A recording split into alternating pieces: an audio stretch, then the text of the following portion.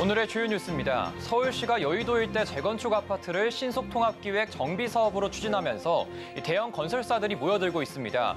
사업의 속도를 올릴 수 있는 건 물론 35층 이상 건물을 올릴 수 있게 되면서 랜드마크를 짓기 위해 사활을 걸고 있는 모습입니다. 하나오션이 시흥 R&D 센터를 공개했습니다. 5년 전 대규모 투자로 갖춰놓은 첨단 연구 설비를 고도화하는 건 물론 초격차 방산 기술을 확보하겠다고 선언했습니다. IPO 시장에 온기가 퍼지며 공모가 눈높이도 점점 높아지고 있습니다. 대형 IPO 등판에 시선이 쏠린 데다 기관 수요 예측에 나선 기업들이 흥행을 이어가고 있기 때문입니다. 금융위원회가 이달 말 예금자 보호제도를 손보기 위해 민간합동 태스크포스 관련 최종 회의를 엽니다. 23년째 그대로인 이 한도는 이번에도 그대로 유지될 것이란 관측에 무게가 실리고 있는데요. 오늘 이슈 플러스에서 자세히 짚어보겠습니다.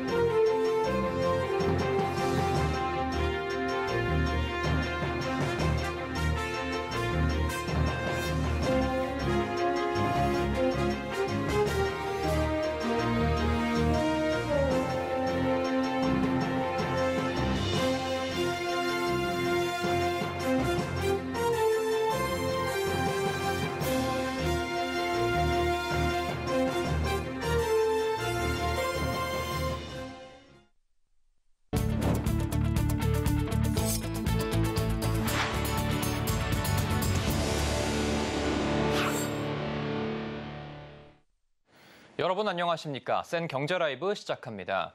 이 부동산 경기 침체로 정비사업 수주에 신중을 기하던 대형 건설사들이 일제히 여의도를 주목하고 있습니다. 서울시의 신속통합기획 방식 정비사업으로 여의도 일대 구축 아파트들이 재건축에 속도를 내고 있기 때문인데요. 자세한 내용 서청석 기자입니다. 수년간 정비사업에 지지부진했던 서울 여의도 일대 구축 아파트들의 재건축 사업들이 빠르게 진행되고 있습니다.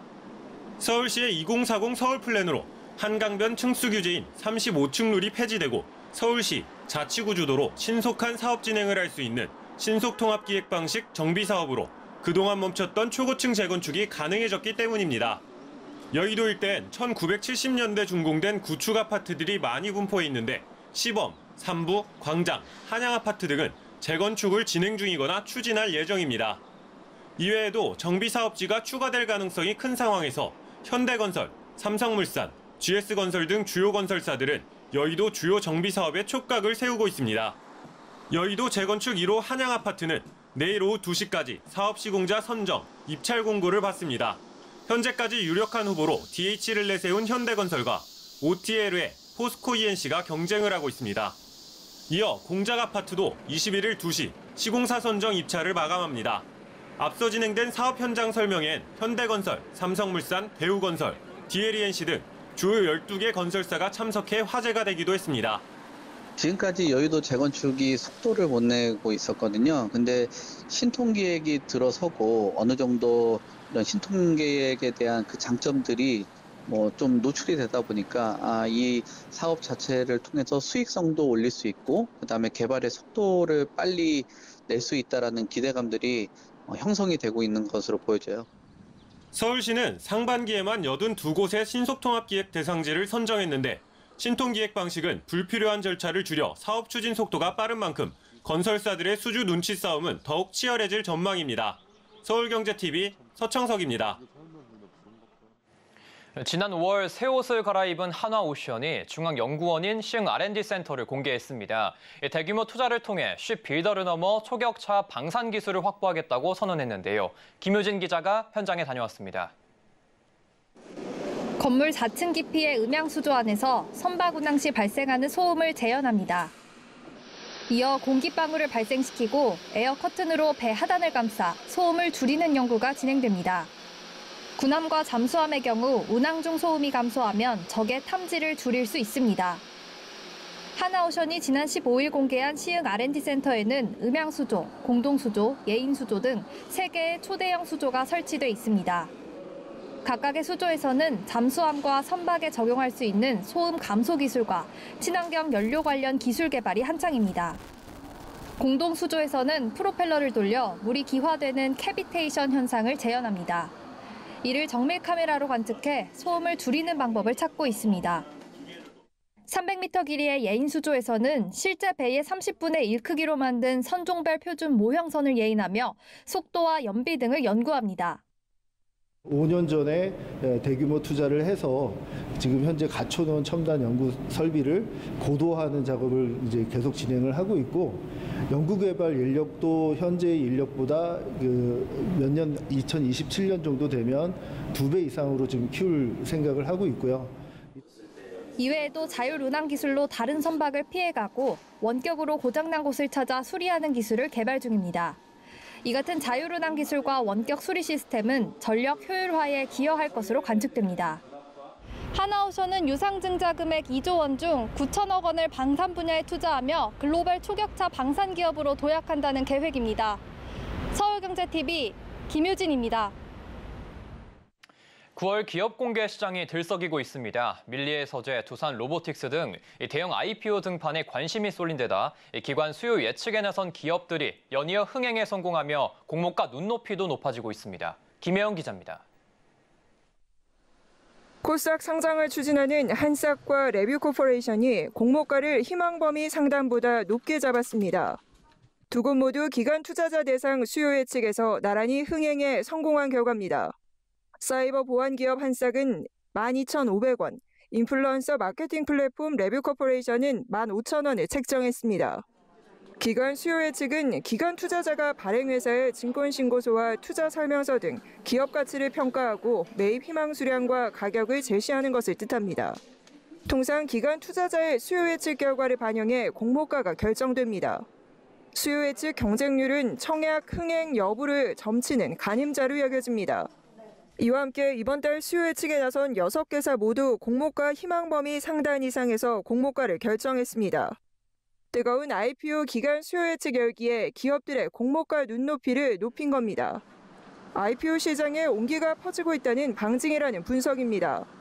IPO를 연계했던 밀리의 서재도 무난하게 수요 예측을 마무리했습니다. 상장 예정 주식 가운데 75%가량은 보호예수 대상으로 유통 가능 물량이 적다는 점도 긍정적입니다. 시장의 관심을 한몸에 받고 있는 두산 로보틱스도 흥행 기대감이 커지고 있습니다. 두산 로보틱스는 기관 경쟁률 271대1을 기록하며 63조 원의 증거금을 끌어모았습니다. 이에 두산 로보틱스는 공모가 상단인 26,000원을 확정했습니다. 서울경제TV 김혜영입니다.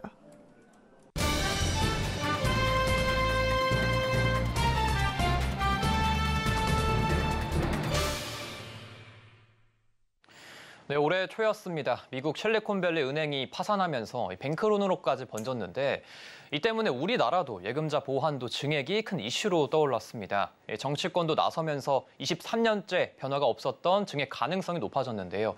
하지만 최근 현행 5천만 원이 유지될 것이란 전망이 무게가 실리고 있습니다. 오늘도 자세한 내용 금융부 김수빈 기자와 나눠보겠습니다. 안녕하십니까? 안녕하세요. 네. 우선 현행 예금자 보호 한도 제도를 잘 모르시는 분들이 있을 것 같습니다. 설명 한번 부탁드리겠습니다. 네, 예금자 보호 한도란 금융기관이 파산 등의 이유로 고객 예금을 지급하게 되지 못하게 될 경우 예금보험공사가 기관을 대신해 예금자에게 대신 지급하는 최고 한도액입니다. 현행 예금자 보호 한도는 지난 2001년부터 예금자 보호법에 따라 5천만 원을 유지 중입니다. 23년째 5천만 원에 묶여 있는 겁니다.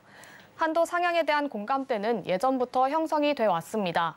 그동안 1인당 국내 총생산은 2001년 약 1,400만 원대에서 지난해 4,187만 원으로 2배가 넘게 뛰었습니다. 경제 현실에 비해 보호되는 금액이 현저히 낮다는 겁니다. 여기에 지난 3월 벌어진 미국 실리콘밸리 은행 파산 사태가 경중을 울리면서 상향 논의를 재점화시켰습니다. 현재 21대 국회에는 예금자 보호 확대 취지의 개정안이 11건 발의돼 있는데요. 이 가운데 절반 이상인 7개 개정안이 예보 한도를 1억 원 이상 올리는 내용을 담고 있습니다. 네, 이게 만약 예금자 보호 한도가 좀 상향하게 되면은 이 단순히 금액만 올리면 되는 게 아니라 그만큼 소비자에게도 좀 부담이 생길 수도 있다 이런 우려가 있는데 맞습니까? 맞습니다. 인상 부담이 소비자에게 전가될 가능성이 높습니다. 예보는 예금자 보호기금을 조성하기 위해 각 금융사 예금자에게 일정 부분을 보험료로 걷습니다. 은행은 0.08%, 증권보험사는 0.15%, 저축은행은 0.4%를 예금 보험료로 내고 있습니다. 즉 보호 한도를 높이게 되면 금융사가 내야 하는 보험료 역시 높아지는데 이렇게 되면 이를 충당하기 위해 곧바로 대출금리 인상 등 소비자 부담으로 이어질 수 있다는 얘기입니다. 또 형평성 문제도 제기가 되는데요. 예금보험제도 적용을 받는 예금 가운데 5천만 원 이하 예금자 비율수는 전체의 98%를 넘는 것으로 알려집니다. 즉 소수 고액 예금자를 위해 예보료 인상에 대한 부담을 감수해야 된다는 겁니다. 금융권 관계자는 소비자들이 보호 한도에 맞춰서 예금을 분산하고 있기 때문에 현행 한도 내에서 예금자 대부분이 보호받는 것이라고 설명했습니다. 이게 주요국들과 비교해봐도 현재 지금 예보 한도가 좀 낮은 편이라고 들리고 있는데 여전히 5천만 원이라는 보호는 좀 부족하다는 시각이 우세한 거죠, 지금?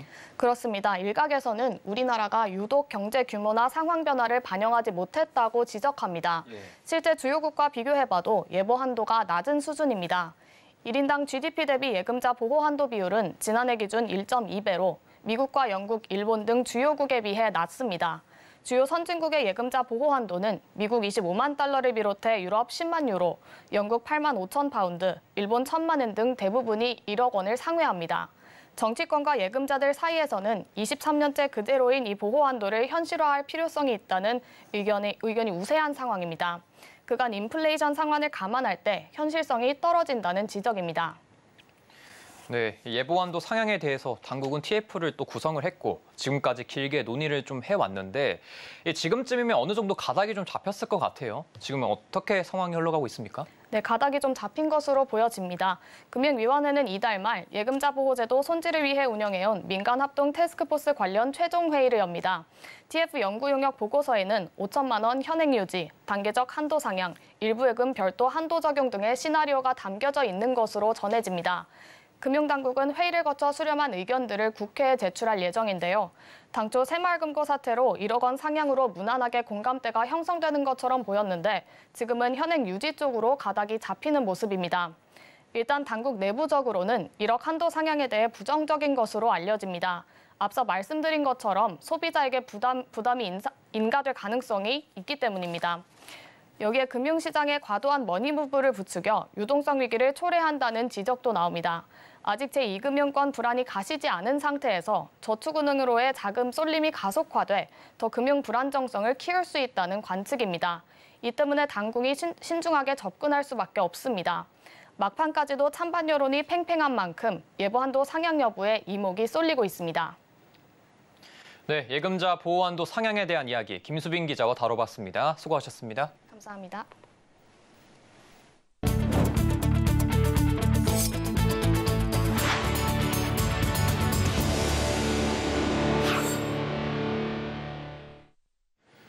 은행에 돈을 빌리고 제때 갚지 못하는 비율이 다시 오름세로 돌아섰습니다. 문제는 부실 우려가 여전한데도 이 가계대출 규모는 계속 커지고 있다는 점입니다. 김미연 기자입니다.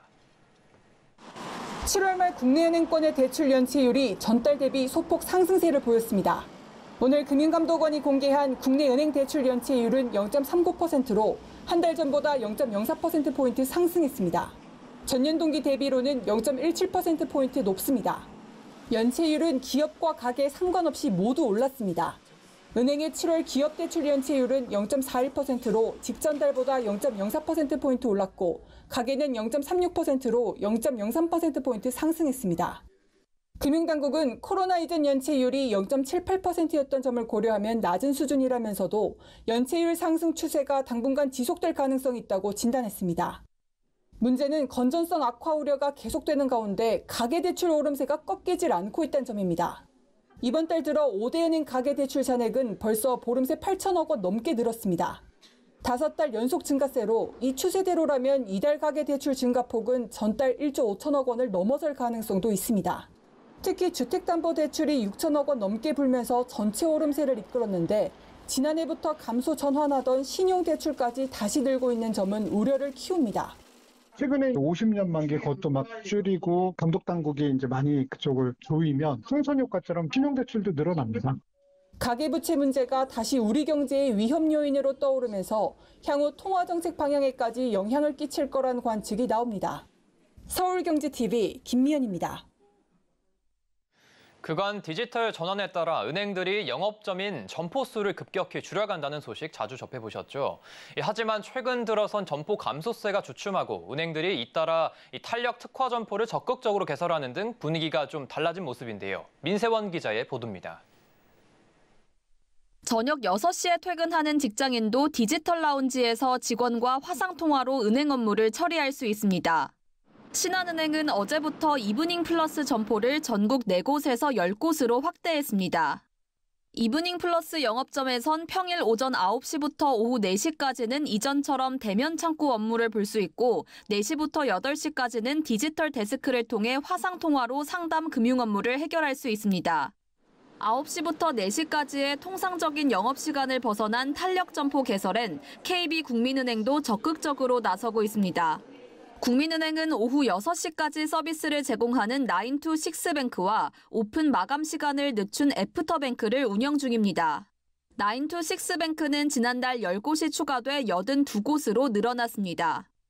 운영시간 유연화뿐만 아니라 ESG를 결합한 특화 점포도 눈에 띕니다. 하나은행은 지난달 검단 신도시 지점에 임산부 휴게실과 수유실을 갖춘 하나 맘케어 센터를 조성했습니다.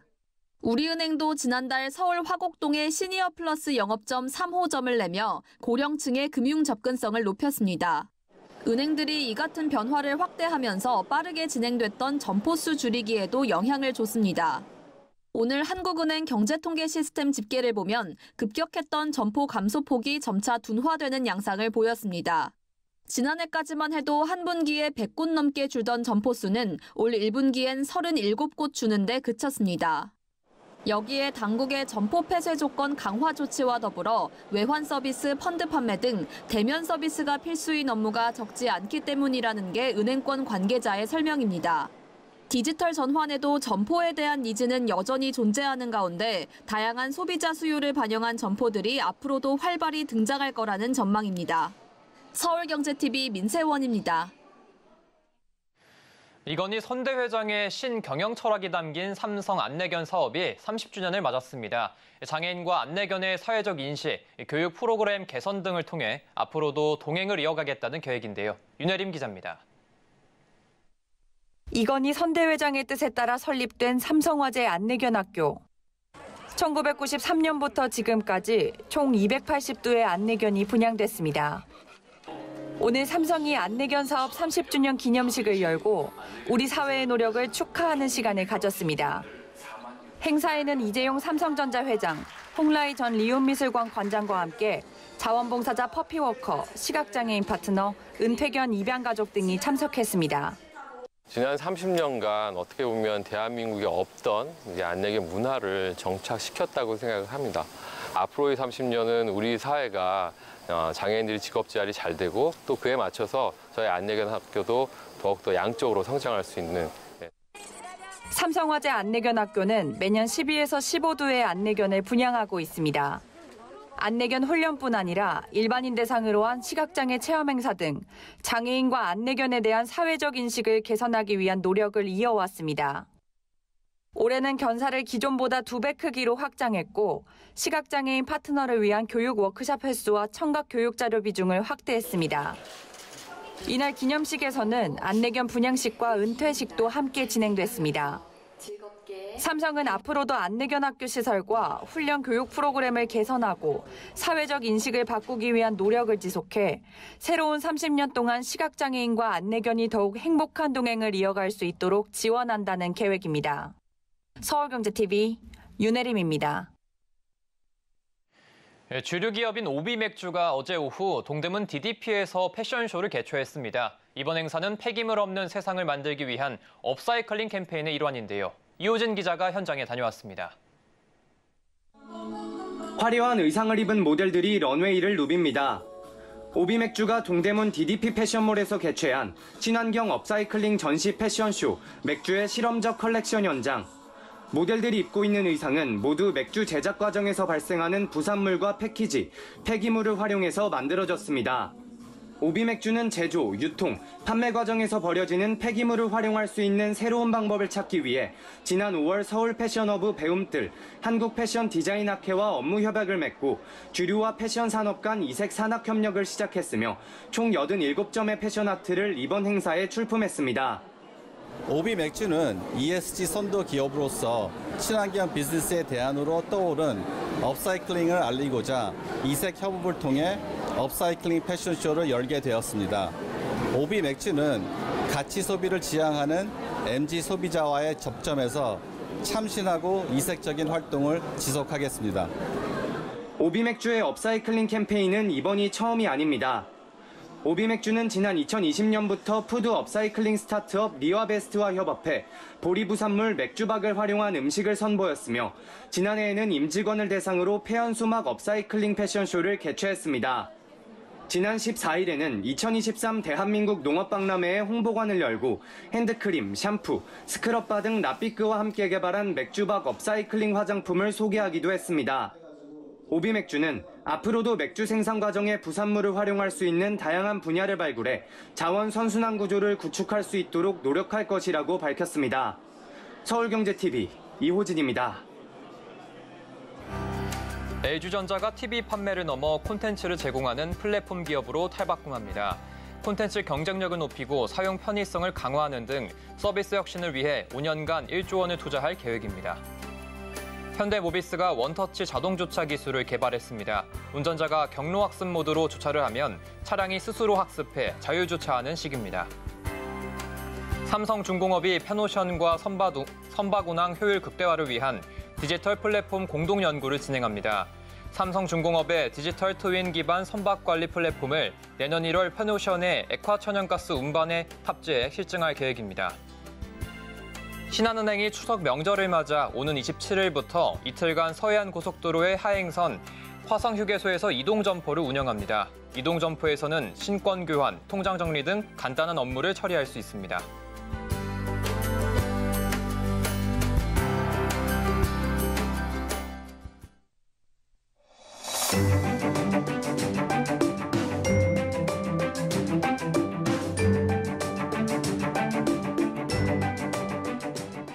안녕하세요. K웨더 라이프스타일 예보 박성훈입니다. 하늘 흐린 가운데 내일 전국 대부분 지역에 비가 내리겠습니다. 수도권과 강원 영서, 동해안 지역은 아침부터 비가 내리기 시작하겠고 그 밖에 전국은 낮부터 비가 오겠는데요. 수도권과 강원 영서 북부에는 10에서 30mm의 비가 내일 밤까지 오겠고 그 밖에 전국에는 20에서 50, 많은 곳은 100mm 이상의 비가 목요일인 모레까지 이어지겠습니다. 내일 내리는 비의 영향으로 낮 기온은 크게 오르지 않겠습니다. 내일 서울의 한낮 최고 기온은 23도에 그치겠고 그 밖에 대부분 지역도 25도 내외를 보이겠습니다. 당분간 낮 기온은 예년 이맘때 수준을 유지할 것으로 보이겠는데요. 다만 아침 기온은 다소 높다가 금요일부터는 평년 수준으로 떨어지겠습니다. 다음은 자세한 지역별 내일 날씨입니다. 중부지방 수도권은 아침부터 그 밖의 지역은 낮부터 비가 내리겠습니다. 아침 기온은 20도를 조금 웃돌겠고 낮에는 24도 내외를 보이겠습니다. 동해안 지방도 흐리고 비가 오겠습니다. 속초와 강릉 20도로 아침을 시작해 낮 기온은 24도에 그치겠습니다. 남부지방 오후부터 비가 시작되겠습니다. 광주와 대구 20도, 제주 23도로 아침을 맞이해 낮에는 전주 25도, 부산 28도, 제주는 29도를 보이겠습니다. 전해상 흐리고 비가 오겠습니다. 물결은 동해와 남해 약간 높게 일겠고 서해는 최대 3.5m로 거세게 일겠습니다. 강원 영동과 충청 이남은 목요일까지 비가 내리겠습니다. 금요일부터는 전국이 대체로 구름 많겠습니다. 날씨였습니다. 이상으로 센 경제 라이브 마칩니다. 함께해 주신 여러분 고맙습니다.